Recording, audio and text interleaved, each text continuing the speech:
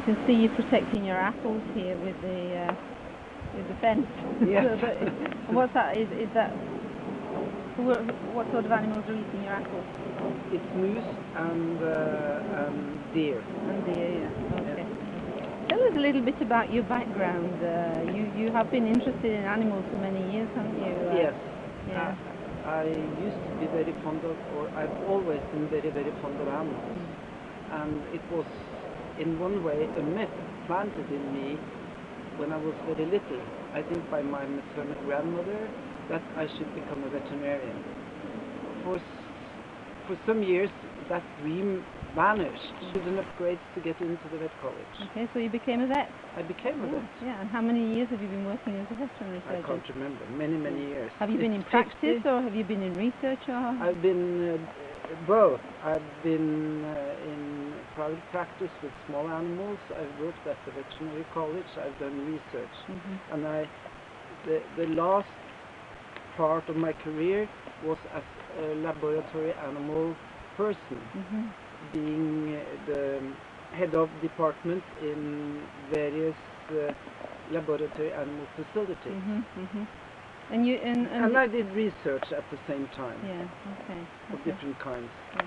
And you've been interested in communication for many years, with communication with yourself and with other people, and I think mainly it was with other people, because when you advance in academia, you don't communicate so much with animals anymore.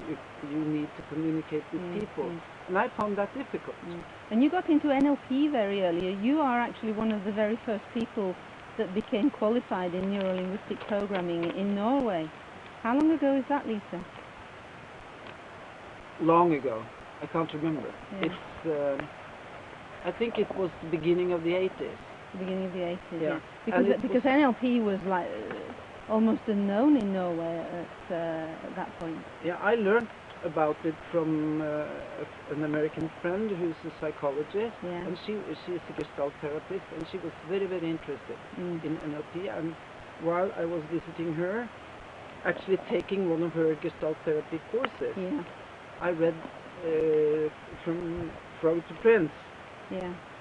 The book. Yeah. The book. And when I came home from Denmark, I saw an ad in the newspaper that Richard Bandler, John Grinder was giving a course in Oslo, and I read this. I signed up for a practitioner by that. And some years after that, a friend of mine who's a medical doctor, she got to know Marilyn Atkinson, and she asked me if we should arrange courses with her.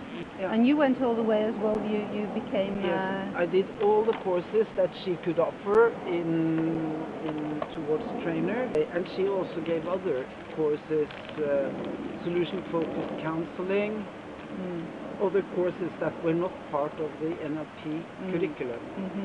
And you did those as well? I did those as well. And you got into coaching at a very early stage as well, and you've been involved in the global coaching environment scene for many years as well. Yes, because I went once to the introductory seminar by Anthony Robbins, and then I got caught. You know, I was very enthusiastic about that, and of course, when I see a good teacher or hear a good teacher, I'm very, very impressed, because I've been a teacher all my life.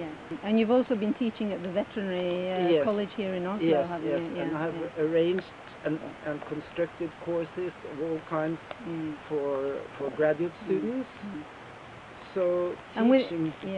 And within Anthony Robbins is the world's best coach. There's no doubt about that. I mean, there's no one beside him and no one over him. He is absolutely the best. So your position within the environment now is? I'm a senior leader. You're a senior leader. Yeah. And you're also world famous, because you are actually part of one of the DVDs that Anthony Robbins made, and actually you were sort of the reason for the intervention in that DVD. What's the name of it? Can you remember? I can't remember right now. It is. I think it's something it's never too late.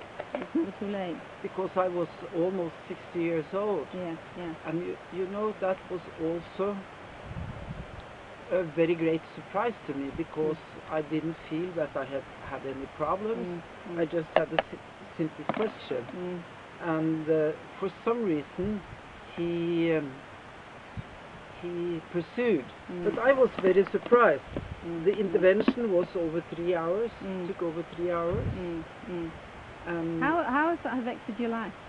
It has affected me very, very much. It was actually the family thing that really changed my life and the life for a whole bunch of people in my family. Because he, in one way, could awaken my love for my sister. The love that I had forgotten because I disliked her. She was really, it was painful for me to have her as a sister. How does that make you feel today now, having sort of... so grateful. And it's, you know, when I could open my heart towards her, I could also open my heart towards other people. So it could, it increased my capacity for loving. For loving and being a loving person.